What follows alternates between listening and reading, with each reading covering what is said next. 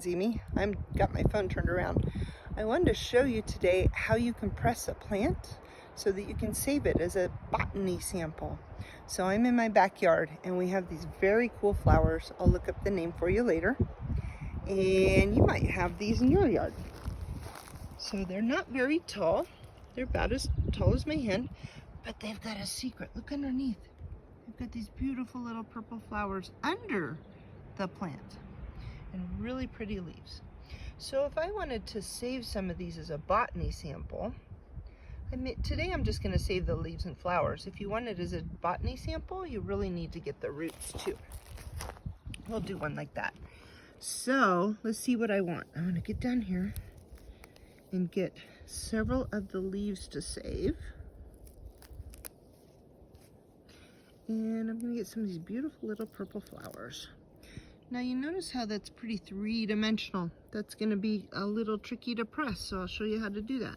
Let me get another flower part.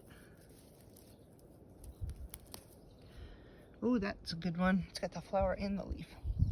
We're going to take those inside, and maybe I want to do one whole plant with the roots. Let's see what else we have in our yard. What do you have? Oh, let's see. I don't have any violets yet. I was hoping to show you the violets. Oh, they're so pretty. Let's try one of these. If I wanted to save this as a botany sample, I need to actually get, oh, my dirt's too hard. I have to get down. There's a lupin trying to come up. You have to get the roots. Let's go inside. So we have our flowers. And you can also do this with leaves. Oh, there's old lady Lucy. Lucy's my lab. She's 13. No, she's 12. I lied to you. She's 12. She enjoys the sunshine. Let's go inside. It's not so windy. To press plants, you're going to need 2 pieces of cardboard or at least 2 pieces of paper. I have a flower press and I wanted to show you that. So let's move it out of the way and get you set up here so you can watch me. All right, so a flower press, if you have one, is pretty easy. You can make one. It's just 2 thin pieces of board and some cardboard.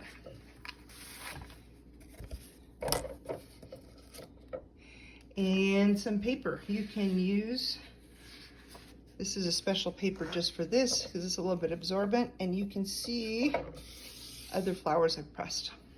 You can also just use newspaper. That works great. All right, and I'm gonna lay out my plants and try to separate them so that they don't stick together.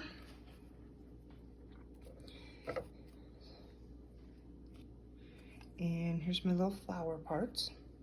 Now, if you notice, let me blow this up. See, they're kind of sticking up. That's gonna be a problem when you press them. So what you're gonna need to do as you put the paper on top is, first of all, we said arrange them where they don't overlap. Let's try turning this over, maybe it'll work a little better. And you want to separate the stems so it's not so fat. Let me expand you back out a little bit. See how I'm kind of holding it? It's prettiest if you can get those leaves to lay flat. See, they're trying to curl up. This one folded all the way over. I'm gonna have to unfold it like that. And maybe separate it a little more. And I'm gonna lay the paper on top. And what I'm gonna do is hold those leaves there. Okay. This helps if you have somebody else help you too, because then you can hold it or they can hold it while you fold out the leaves. Now maybe you want to see both the front and the back, so maybe that one I'll just go ahead and let it fold that way. You kind of press them with your fingers a little bit. And lay the paper on, kind of hold it down. Lay it out flat. And then you're going to put, in my case, another piece of cardboard on top. If all you have at home is cardboard and paper, that's great. All you're gonna do now is put something heavy on top. In my case, I'm going to put the rest of the flower press parts in there to hold it, just to make it thicker. I have several layers of paper and cardboard, and I just store them in my flower press.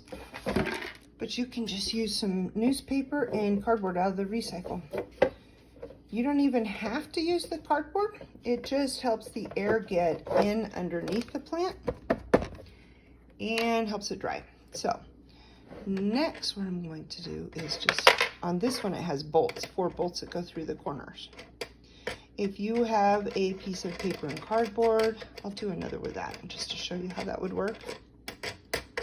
And you're just going to screw that down to press it out flat. You could add a stack of books on top, and all you're going to do is leave it for 4 days or 5 days or 6 days. And then when you take it apart, your flowers will be dry and they'll be flat. Some people press their flowers in a book. I've discovered I don't like doing that, because if your flower or your plant is wet at all, it can mess up the pages of your favorite book. So if you, and still use newspaper or use some printer paper, because that will protect the flower. And it will keep it from sticking to other things, and it will keep it from sticking to your books or whatever else you were using. So now, don't use a magazine page or a catalog page, because that shiny finish kind of seals the paper, and so it won't be able to let the moisture out. And that's the important part of drying something, is get rid of the moisture. So I'm just going to tighten this in here, and I'll leave it until probably next week and then take it out. Here's what happens when you're done. When you're finished, you have a nice, very thin plant. Look at that, nice and stiff, and it's dry. It still has its colors. This is a larkspur I dried, and you see you have to be very careful of the flowers so that you can get them to look nice when they're pressed. That's one reason you want to try to arrange them in a way that shows the plant or the flower nicely. You can also just collect the petals. These are from an arrowleaf balsam root. They might actually be Mealseer's flowers, I'm not sure, but I just love the color. So that's a really thick, fat flower, and they're very hard to press. So I just took off the petals to save for an art project. I'll show you that in another video. And here, that's another larkspur. And this one's a lupin. Now, if you notice, the lupin just has little bits of color, most of it dried, where you don't notice all the color. And some plants and flowers will do that. They're not quite as bright as when you pick them. But you can see with the larkspur, it stayed nice and purple. And with the petals that I dried, they're still bright. So I'll show you one more time, just a second here.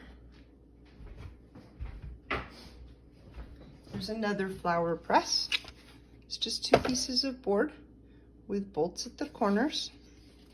But all you really have to have is a piece of printer paper, if you want to be as most simple, if you don't have cardboard. And set your plant in. Add your other paper. I'm just going to fold this one over. And then you're going to put weight on top of it. You can add books. You can add something flat like a piece of cardboard and put rocks on top. And you just press it 4 days or 5 days or 6 days. And then carefully take it apart, and be careful when you unfold it, because sometimes the flower or the leaf has stuck to your paper. And then you have a nice pressed plant. Go try it and see what you can save for later.